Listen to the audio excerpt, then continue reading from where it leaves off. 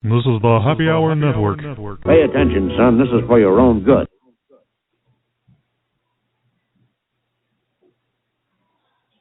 Today's sponsor is Audible.com, who has more than 180,000 audiobooks and spoken word audio products. Get a free audiobook of your choice at www.audibletrial.com/late-night-parents. Why Audible? Audible content includes more than 180,000 audio programs from the leading audiobook publishers, broadcasters, entertainers, magazine and newspaper publishers, and business information providers. That's audibletrials.com/late-night-parents.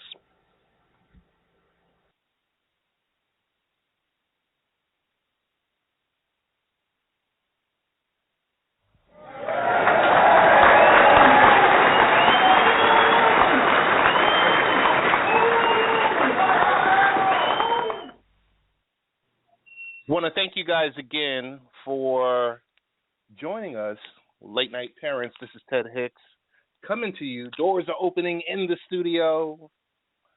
Kids are coming downstairs. We're really excited about tonight's Walkabout. You can catch us on Twitter. Go to the Twitter page. Look for Real Ted Hicks. Look for Late Night Parent. Catch us on Facebook. You can find us on the Late Night Parents.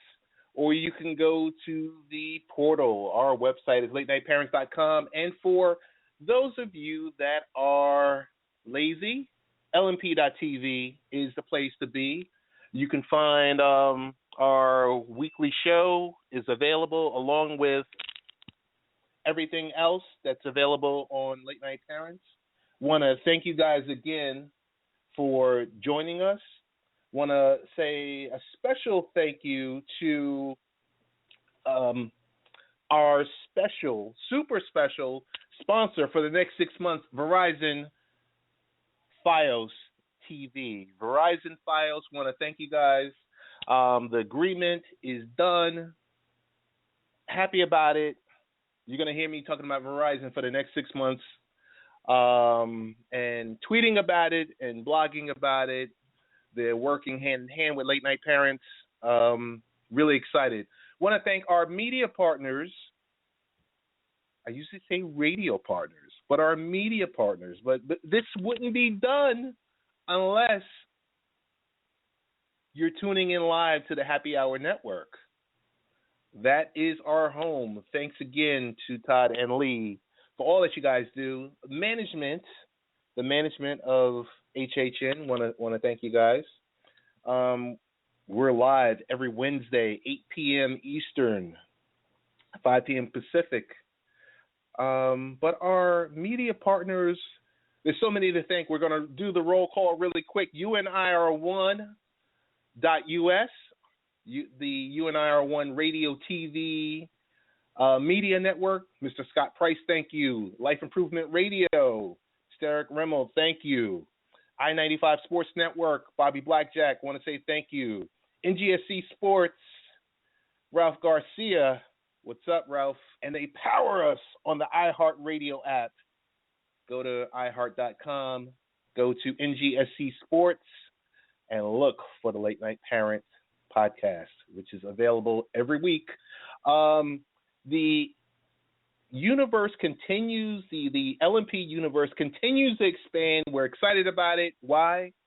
Because we just got picked up by the under.us. That's the underground. Shout out to the big homie 9-0. What's up there? Proud to be a part of your network now. It's a hip hop network. We're expanding the word all over. I want to thank XRP Radio in the UK, Mr. Tiz Shearer. We're international, baby. Thanks again. Arita Sports Network, Brian Snow, want to say thank you to you and your team for airing us in every shape, form, and fashion through the TuneIn Radio app. Want to thank, we stream on the 405radio.com. Want to thank you guys for streaming our show 24/7. You can pull it. It's not available as a push. It's available as a pull. So you go there, you go to partners, you go to Late Night Parents, and then boom, you see all the podcasts. And lastly, my brother from another mother, H5, the Imagination Unlimited Network. They play us too every week. So I want to thank our partners. We really appreciate what you guys do for us. The brand is continuing to expand in all different ways. Excited about Verizon, the work we're going to be doing with them. Like I said, you're going to be seeing the tweets and the posts. It's good to have a sponsor. It's good to have a sponsor. It's great. That's when you kind of think about all the work that you're doing. I thanked them before, but special shout out to Scott Price, UNR1. Appreciate all that you guys do, the web presence for Late Night Parents. You guys make it happen. We got a great show tonight. It's only 60 minutes per week. What are we going to be talking about? Our first guest is an internet streaming media guru. Michael B. is going to be joining us. We're going to be talking Amazon. We're going to be talking streaming media. It's a topic that, because the space itself is so crowded, it's crazy now because you don't know what to do. You're hearing everyone's, it's past the point of cutting the cord. So we're going to be talking with Michael B. very shortly. At 30 minutes past the hour, we're going to be talking with none other than another brother from my mother. I don't even know if I said that right. I'm that excited. Bucko Bruce is going to be joining us, coming from Tampa, Florida, it's ATL via Tampa, Florida. Bucko Bruce from the Barbershop Sports Days is going to be joining us. We're going to be talking about the Super Bowl that's coming up this week. This weekend, great time to be a sports fan. National Signing Day is today. You got the Super Bowl. You got all the signings with, Major League Baseball. We just had the NHL All-Star Game. We just had the Pro Bowl. So, we usually talk about, the latest trends and game changes in parenting, technology, education, sports, and product reviews. But you know what? Tonight, we're talking a little tech. We're going to talk a few products. And we're talking sports tonight. Parents, you got to go to the blog. We always put up the blogs for you. So just really excited about all the people that do reach out to us. It was a great day. It's been a great week. It's been a great year. LMP 16 expecting a lot of great things. So before I go into this interview, I want to shout out our good friends at freeconference.com. And today's interview, this first interview, was done earlier today with our friends freeconferencecall.com. So I want to shout out our friends. So that's your plug. We're going to plug it again at the start of this interview. But we'll be right back after this interview. And this is Late Night Parents with Ted Hicks coming to you. It is February 3rd, Wednesday. This interview is not during our live show, but happening on the same day as our live show. So happy to have a good friend to the room, Michael Blanco, back again. We're doing a recording for, we kind of talk about internet streaming, and we talk about mobile phones, and we kind of just talk about all different types of tech. But here's the plug. I'm doing this recording on our friends freeconference.com. Want to thank our good friends who visited us a few weeks ago out in Toronto. Michael, how you been? I've been good, Ted. Been very good. It's great to have my 10 minutes with Ted once again. It's always great to talk to you. You've been promoting this 10 minutes with Ted. I'm like, okay, you know what? It's starting to catch on slowly with me. But I got to tell you, it's always good to hear your voice, talk with you, because I know there's going to be nothing but great things coming out of your end, from your side on, the latest in tech, the latest with, specifically streaming media. So I guess we'll get into it because I know we only have a few minutes, but I just wanted to get your take just right out the gate. I mean, we see Google and we see Apple and we see Microsoft, and, they're fighting for that specific space. That space is a plethora of applications. But I've got to tell you, I am so much more impressed with Amazon and their CEO and president and founder, Jeff Bezos, with what he's doing. And it's, from, you think about it, 10, 12 or so, 15 years ago, we were ordering items from a website, and they would magically just appear. But, that empire has built up and is fattened up, and lately there's talk about Amazon purchasing physical brick and mortar stores. They're talking about bringing back the bookstore. That right there, I feel would be a great move for Amazon. And if they can give some of the smaller locations a shot at being a piece of Amazon, it will be good for a lot of small communities. Because Amazon has built up a very good reputation.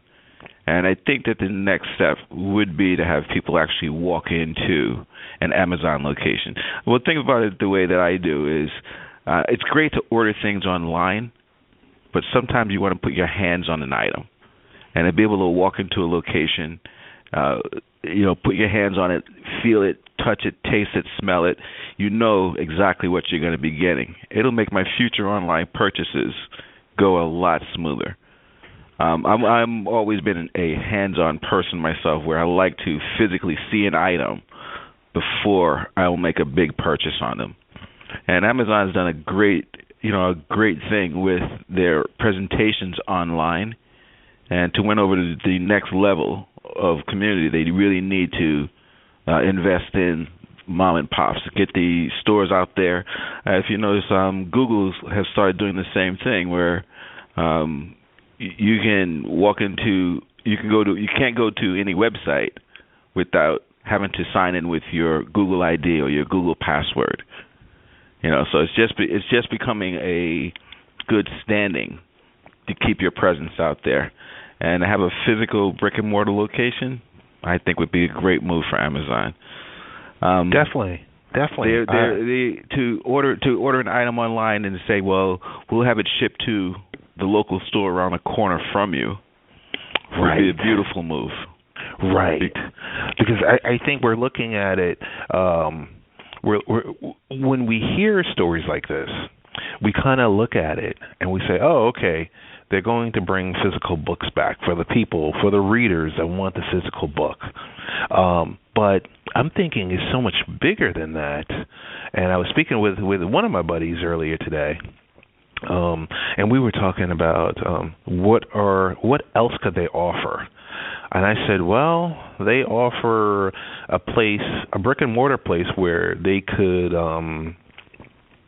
house. Let's say they have real estate. They have their regular brick and mortar store, but they could make the real estate inside one of their locations available. A certain corner or something like that. Kind of like when you see a store inside of a store. Or exactly. It's like in my neighborhood now, you can't walk into a D&D, Dunkin' Donuts, and not get your Baskin Robbins. As a kid, I remember walking into Baskin Robbins for their 31 flavors, as an independent store. But now they're within your Dunkin' Donuts. So if Amazon, in my opinion, Amazon could do something great with being Amazon Plus, say something like a UPS drop spot, or a mailbox, etc., where they're housing the real estate itself, the land itself can be paid for by being an extension of a post office.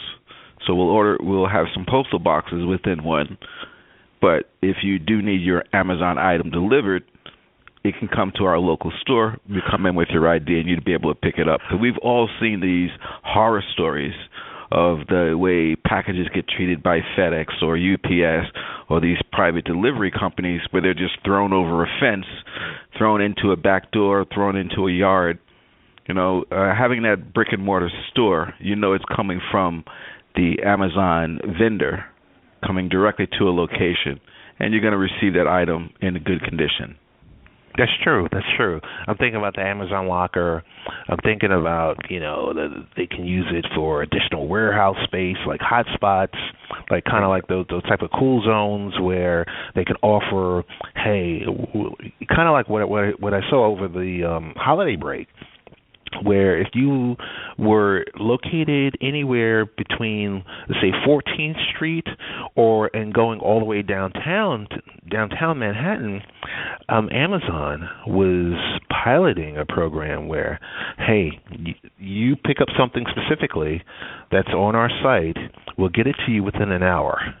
Exactly. I've seen those ads myself, and I've actually seen a few of the peddlers, the guys that jump on their bicycle, delivery messengers. Yes. That would jump on their bicycle, run over to the liquor store, grab that bottle of wine that you've ordered, and they're zooming off, dropping it off to someone's home, which is an incredible asset. Totally. For them. Totally. And like I say, that complements the neighborhood. That complements that little mom and pop that's trying to keep their business going. Yes. Now it's going to prompt them more to advertise, to be more of a bigger part of Amazon, knowing that they are reduced in the cost of delivery. The other piece where you totally jumped on it was, and I had to think about it, but you just validated the point that was made to me earlier today when I was having a similar conversation when we were sitting here and we were talking about what if Amazon turns around, let's say 2017 or 2018, and says, you know what, FedEx, UPS, United States Postal Service, you guys are great, but we're going to do it ourselves.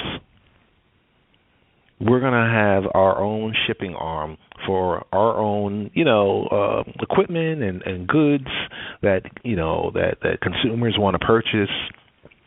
And that only increases the experience.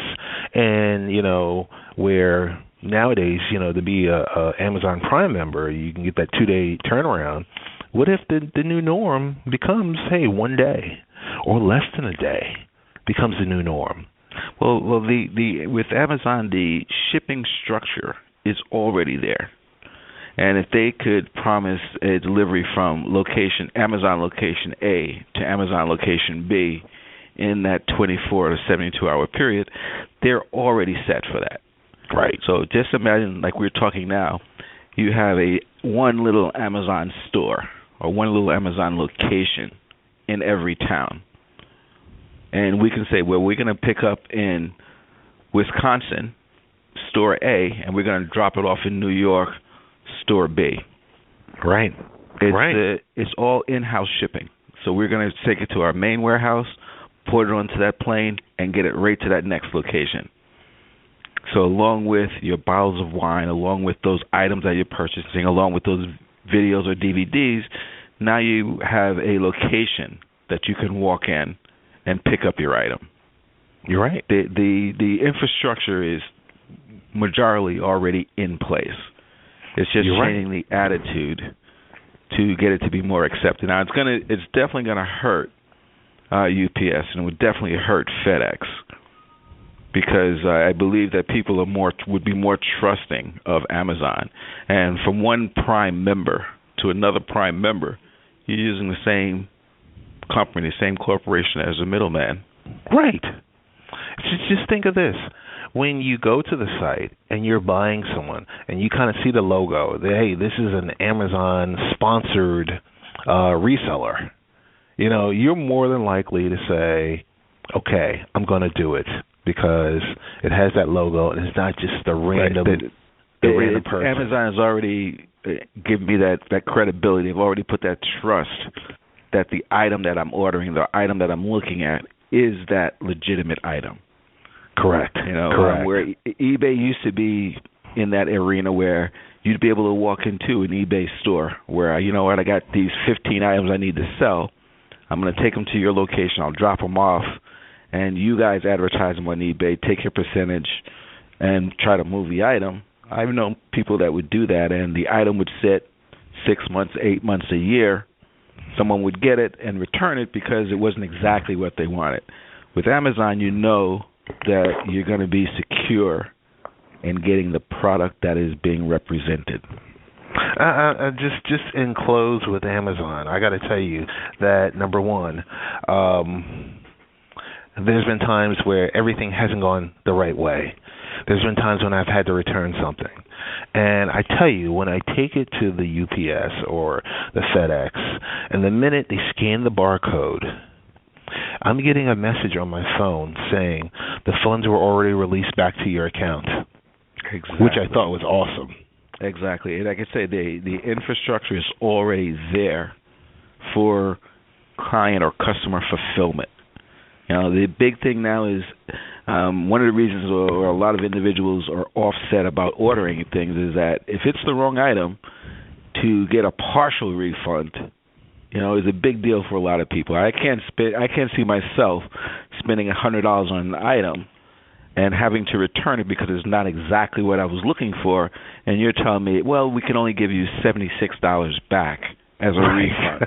Or we don't actually give you your cash back. What we're going to do, we're going to give you credit to come here and buy something else. Right. No, you're right. You're totally right on that one. You're totally dead on. Hey, I want to switch gears a little bit.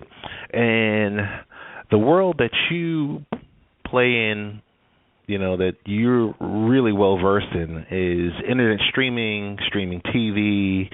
Kind of like, you know, I was reading today, I was on Twitter this morning, and I got the message that, hey, Doctor Who is being pulled from Netflix and Hulu, and that, you know, BBC is going to come out with their own streaming services.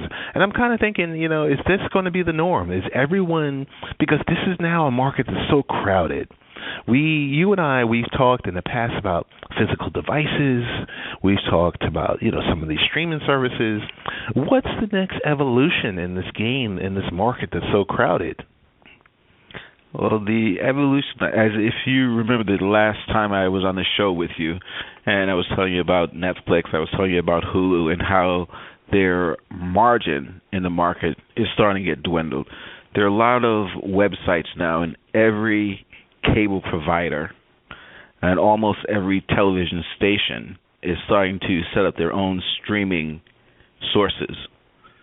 You know, so like the BBC is doing a strong thing in the market by saying they're going to take one of their most popular shows, pull it back away from Netflix, pull it back away from Hulu, and we're going to ask you to subscribe to our network so that you're going to get all of the BBC programming at a budgeted price. So we're going to be moving away from paying Time Warner, Cablevision, DirecTV, Dish. We're going to be moving away from paying the corporations and, as I mentioned before, going directly to the source. If you know that ABC sponsors or has 6 or 7 programs that you majorly watch, why do you need to pay $100 or $200 a month when you can say, you know what, ABC, I like what you've been producing for me, and I'm willing to give you that $20 a month. And now I'll stream everything over my tablet, my phone, or some of the new Android television boxes that people have been producing and that are coming out on the market, or on my Roku. You know, I'm paying now just for the one service that I want.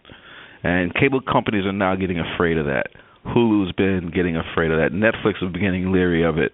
You know, everyone is now scrambling to get on board. As I mentioned before, with me being a Long Island resident and having Optimum, which is our local cable company here, they've come out with their own app. And that was to subsidize people having to use a cable box, which is that $20, $22 a month for just the device. Bring your own device is going to be the new norm. Do you have a computer? Do you have a tablet? Do you have a smartphone? Okay, pay a monthly fee, sign into our website, or download our application, sign in with your credentials, and you're ready to watch or stream the show or the episode that you want. It's just going to become the norm. It's going to be the new way that we're absorbing entertainment. True. That's totally true. And you've, like I said, we talked about this many, many months ago and many, many moons ago outside of the show, offline. We talked about this, and you're dead on as usual, because that market, super crowded. Everyone has their own app. Go here, go there, download this. You can listen to whatever. So in that aspect, since that market is crowded and things are starting to shift, are the major players still the major players? Who do you see on the horizon? Let's not even touch the major players.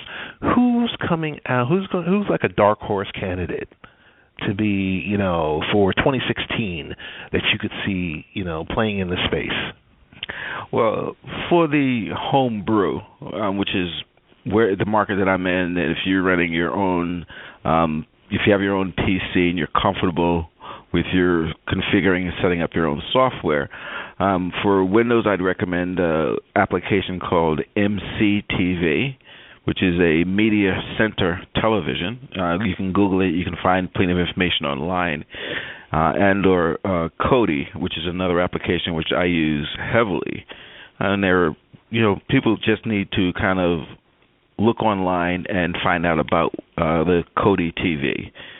You basically download an application.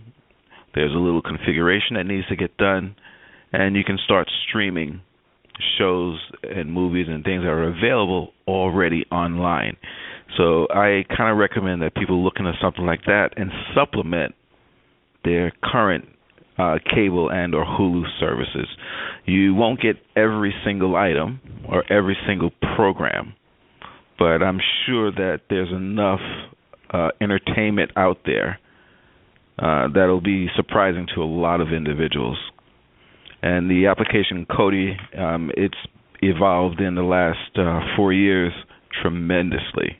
Okay. Really have to people recommend that they kind of Google and look around at some alternative streaming sources.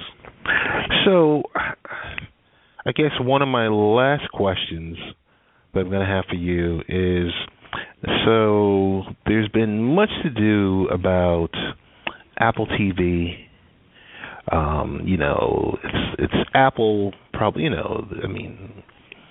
all we have to do is say the name Apple, and everyone perks up, and you kind of you're going to get everyone's ears raising as soon as they hear Apple. But so tell me about the Apple TV. It seems like every time they have an event, there's Drake, there's Dr. Dre, there's someone coming out, there's hey, we're doing this exclusive for their Apple Music, but the TV product hasn't really done much outside of us hearing, hey, there's a new remote.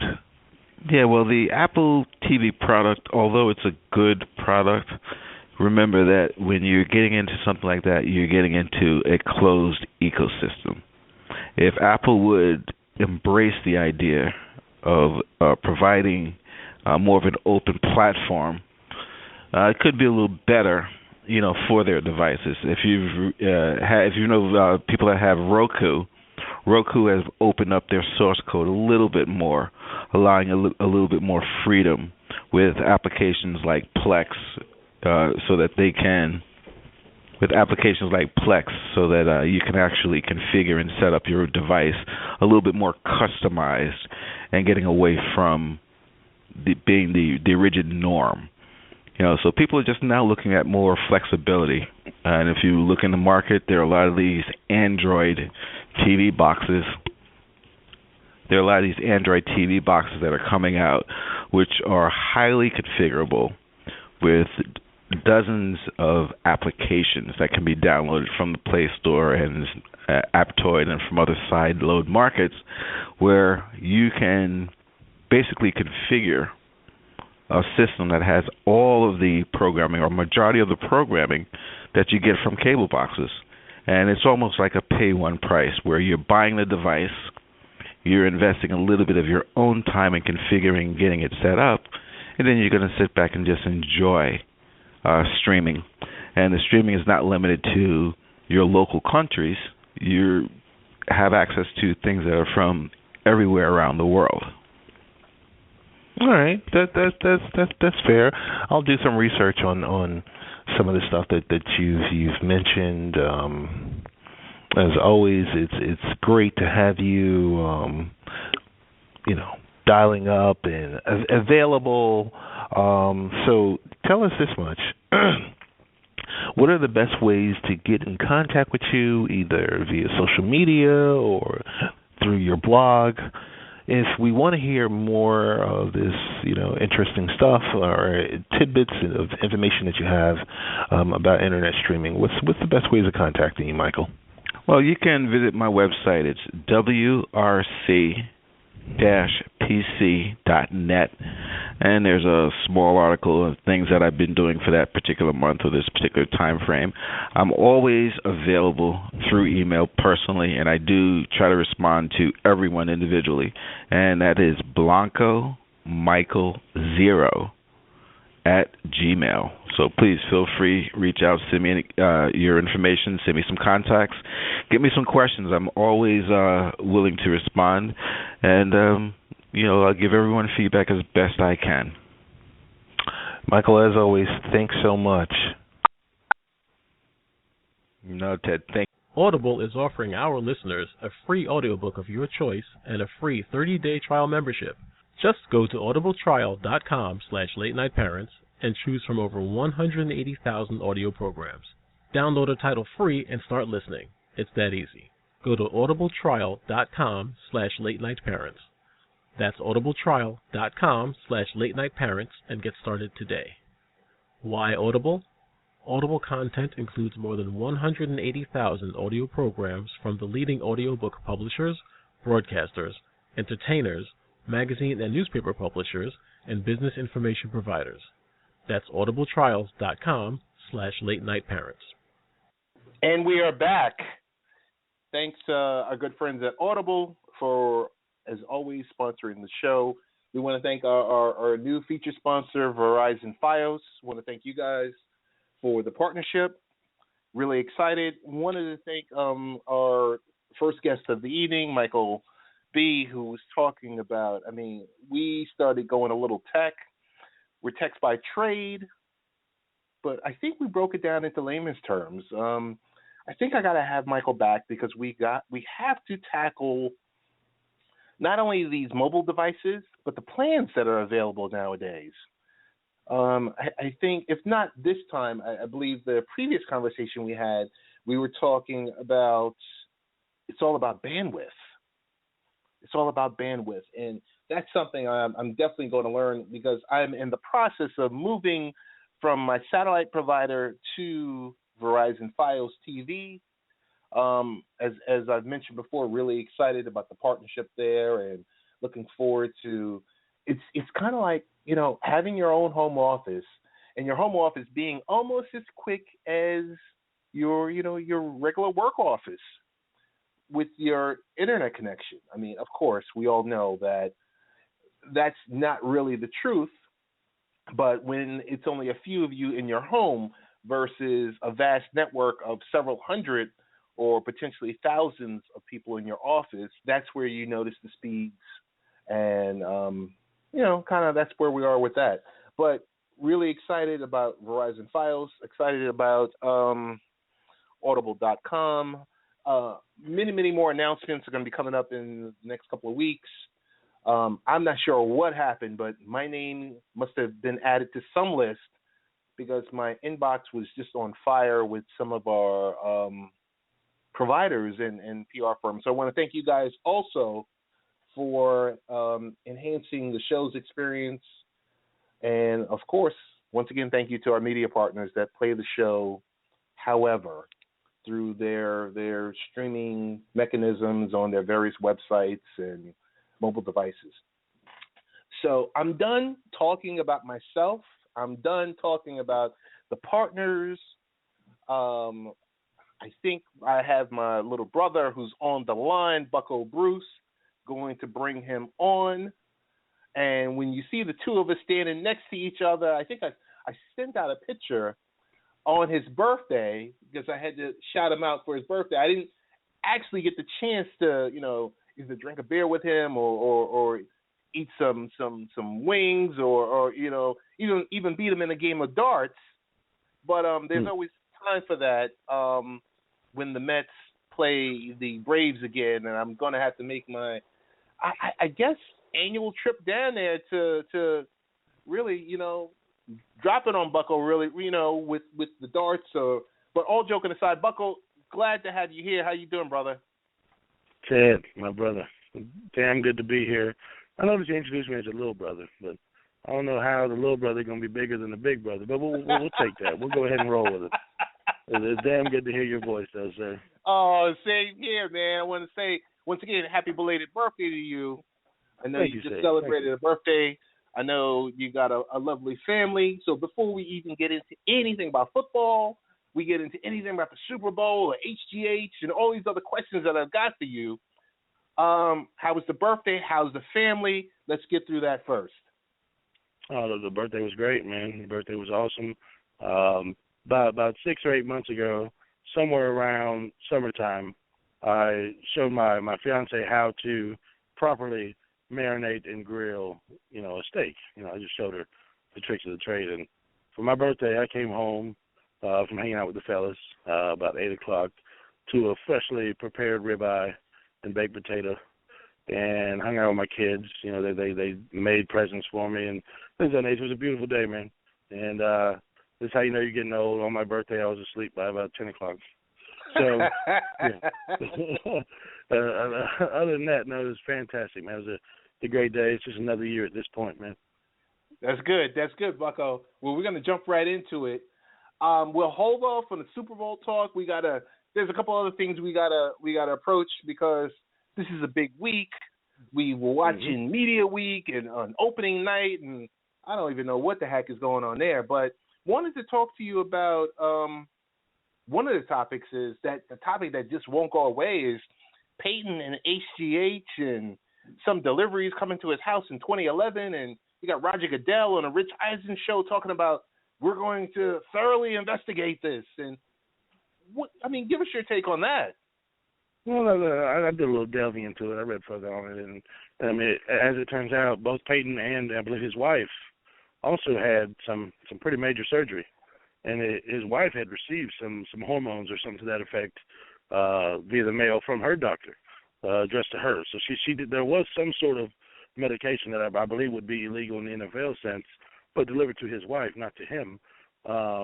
And I also know I've read further that the guy who initially whistle blew retracted everything and said that he was just throwing stuff out there to see if his sources can be trusted. I don't know how much to believe into that, but I will say this. You know me, I'm not a beat around the bush guy. If you sit there for 1 second and think that at least 65% of the National Football League is not on HGH at some point or now, then I'm sorry you're that naive. Even Peyton Manning. I guarantee you, every one of these players at some point, the great ones at least, have had to have some sort of supplemental assistance to achieve the level of greatness, especially a 17, 18-year career. So I don't even want to go further into that. But do I think Peyton Manning is guilty in this instance? Do I think I think they're chasing a rabbit trail, man.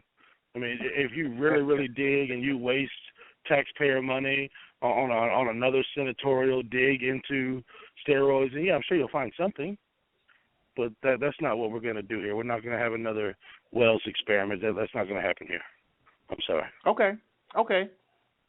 I think the next question is, it came out in the New York Post about Kaepernick to the Jets. Brandon Marshall killed that. Brandon Marshall said it perfectly. If you want to know my response to it, go read Brandon Marshall's response to it. He's okay. There are guys who are great football players, and there are guys who are great athletes masking as football players. And Colin Kaepernick is nothing but a good athlete. He's not a football guy. He's not an NFL quarterback. I wouldn't want him anywhere near my football team. I agree with Brandon Marshall. What's your thoughts on this relocation? You got the LA Rams, you got teams.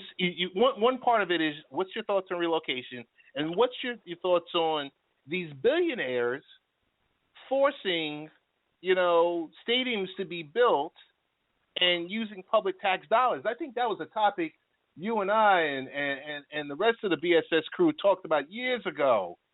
About, I mean, what's your take on that? Like, well, in particular, the Rams situation, I don't like what they're doing with, especially California being the way they're in. I mean, I believe if you're a resident of California, you haven't received any kind of state income tax return in the last 8 or 10 years.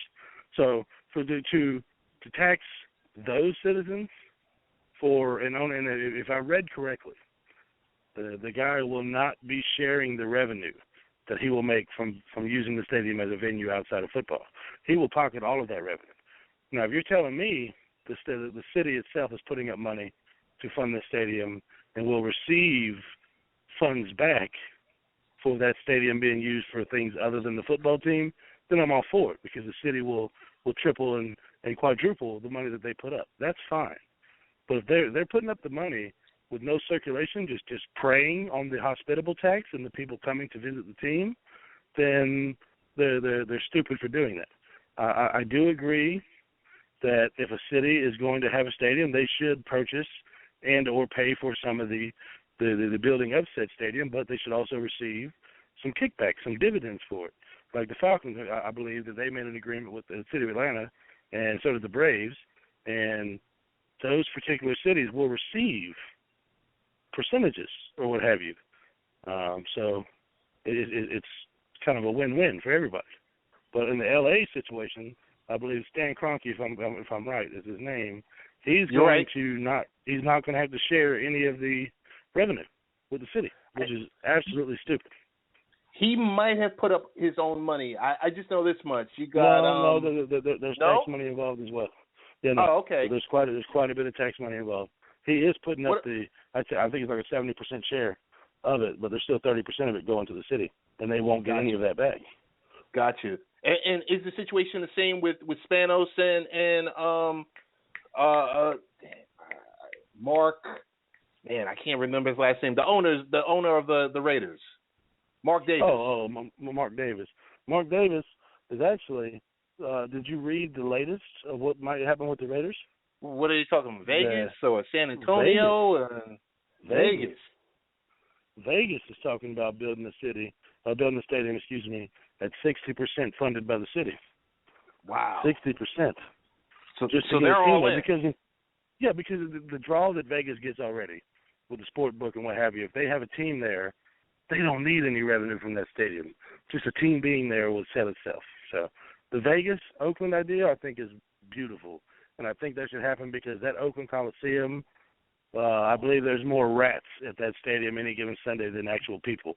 So I'm all about that. But they have declined the San Diego option. We all know you're not moving the Oakland Raiders to San Antonio, Texas. That's not a large enough market. They won't draw. We all know that. So I think the Vegas option is very viable. I think we should pay attention to that going forward. So the UNLV's football team would use it to make money for the city that way by being a state university. So yes. There you go. Let's talk a little old school versus new school. Cam against Peyton. I mean, it's night against day, young against old, black against white, you name it. Is this going to really be a competition? We're not going to go to that ladder. We're not going to get into the ladder of that. Because I think that's a problem with society when you start, really, instead of seeing it as what it's supposed to be, is a great game amongst great men. We have to actually bring attention to the fact that Cam Newton is black. And I think that, come on. I hate that aspect of our society, but it is what it is. Those pants he wore, oh my Lord, they don't help anything. But the situation is this. Carolina, they have to play them twice a year. I want them to lose more than anybody probably walking this planet. It's not because I hate Cam Newton. It's not because of anybody's color. It's because of my fandom and where my loyalties reside. Saying that, I don't see any way Carolina loses this football game, Ted. I don't see a way possible. I don't. Gotcha. I gotta throw something at you before we get into Super Bowl and all this other stuff. Did you hear the comment that Cam Newton says he speaks 3 languages? I think English, Spanish, and Ebonics. I mean, Bucko, we would have ripped him apart if we still had our panel together. We would have totally ripped him apart for making a comment like that. Super ignorant. Extremely ignorant. He said 2 things that have really bothered me. Part of me wants to think that him himself wants to use the segregation or the separation of our society to his advantage. He wants that calling of him to be the best black black. Now, take his color out. He's a hell of a damn quarterback. He's had one of the best seasons we've ever seen anybody have, okay?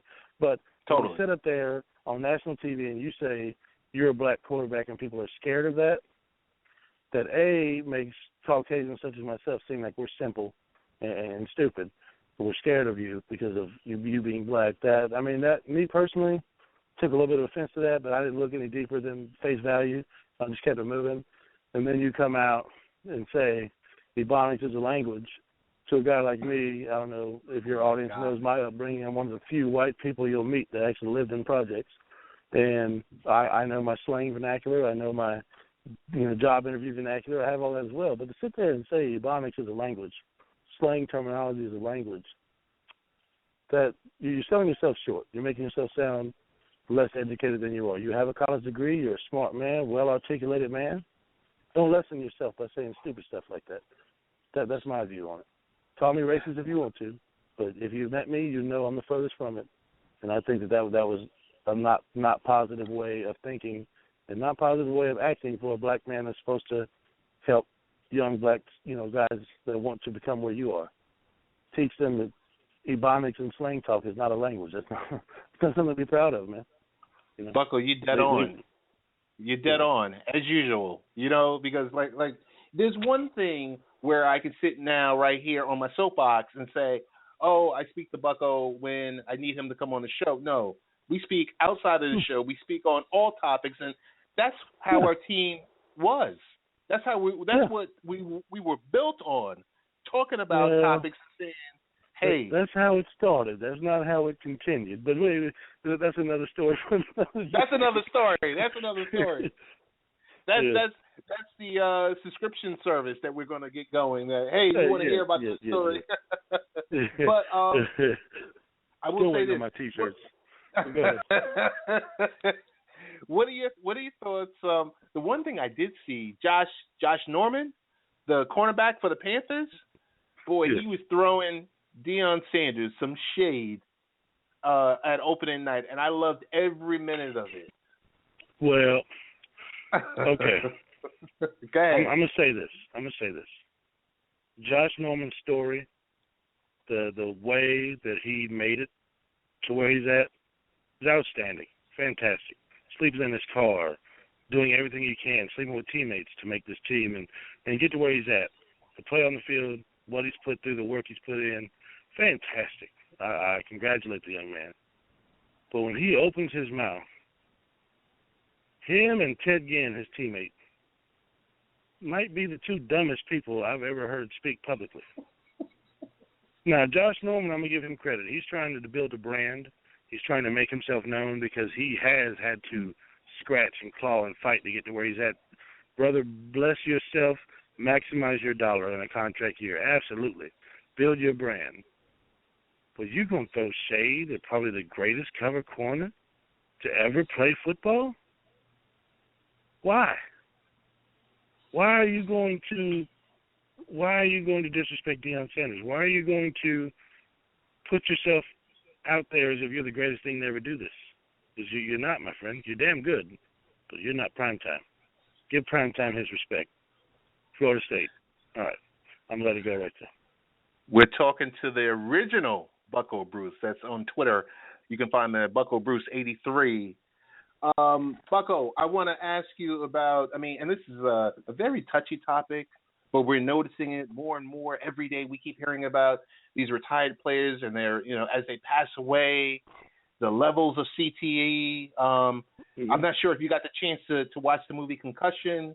I think you and I, we were talking about League of Denial like 2.5 years ago. That was available on Frontline on PBS, and everyone that loves Concussion and Will Smith so much, then that's great.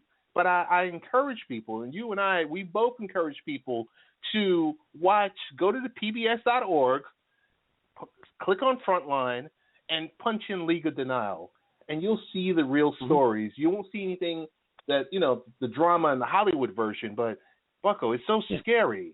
It's so scary because we keep hearing about CTE, and this one had, we talk about the Snake, Kenny Stabler, had stage 3 CTE. I don't even know what that means. No one does.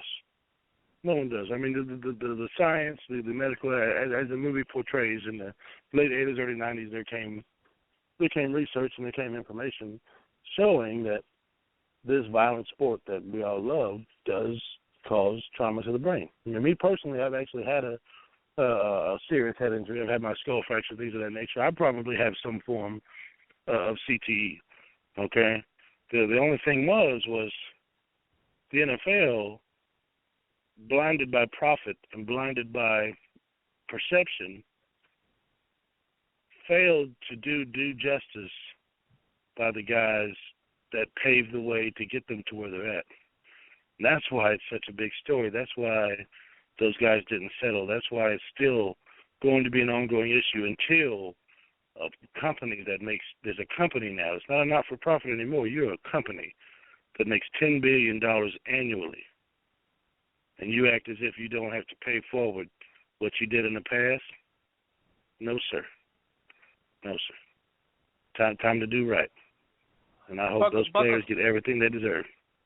Totally. I totally agree with you. Want to switch really quick. I was reading Bleacher Report today, and it came across my phone that the Rams, the LA Rams that we were just talking about, are considering or discussing bringing on Peyton Manning next season. I'm like, what in the world's going on here? How do we even know this guy is not done? They got to sell tickets. They have to sell tickets. They got to sell tickets. Anything. What the hell is Nick Foles and that collection of stiffs they have over there, besides Todd Gurley? Right. What the hell are they going to draw? No, I mean, here's my scenario. I'm going to go on record on my favorite guy, Teddy Two Teams radio show. I want you to stamp this date right here. You got it. Today, February 3rd, 2016. The St. Louis Rams will sign free agent quarterback Robert Griffin III. Oh. The same guy that they traded the second overall pick for a slew of players. Yes. They're going to turn around and they're going to get the same guy back 4 years later anyway, just so Robert Griffin can screw it to the Redskins one more time. You write that down.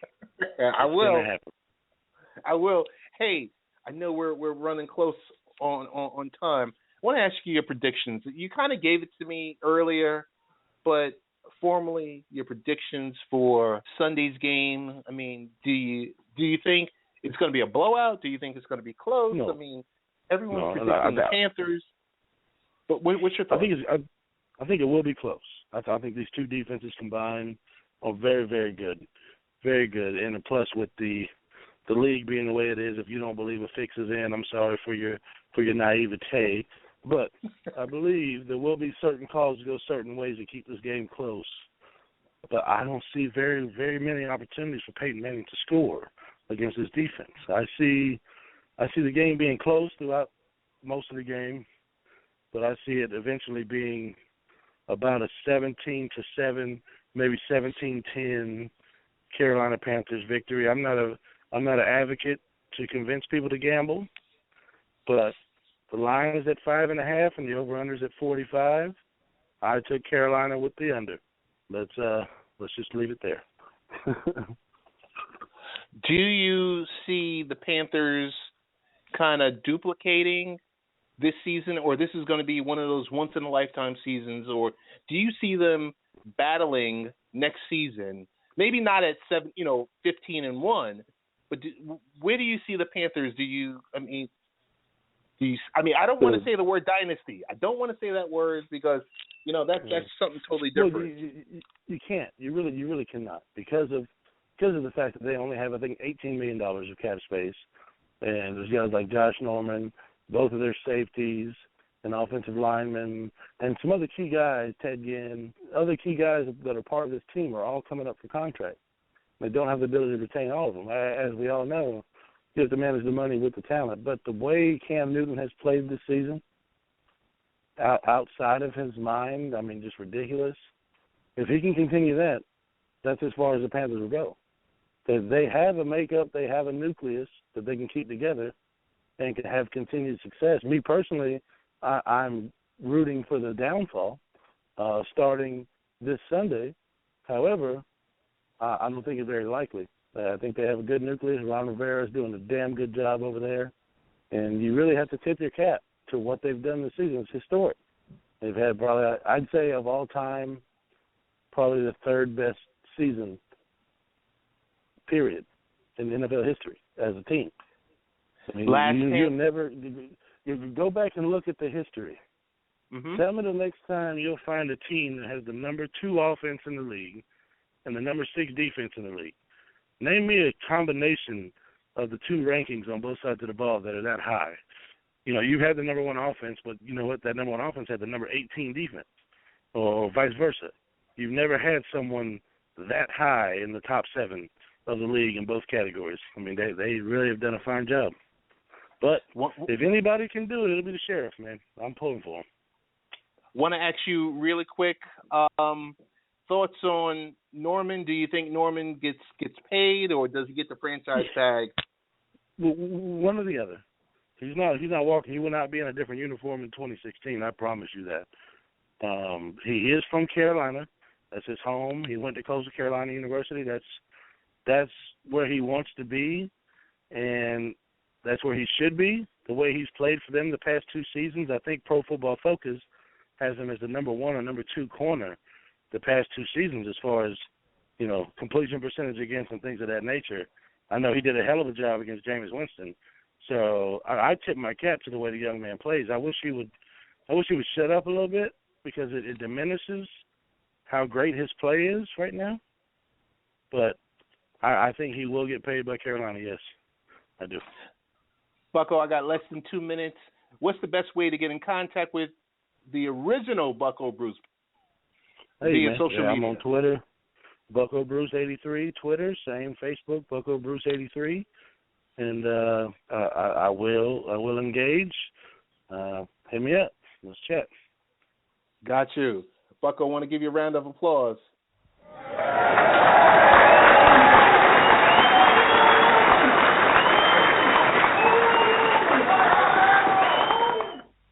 As always, hey, I appreciate you.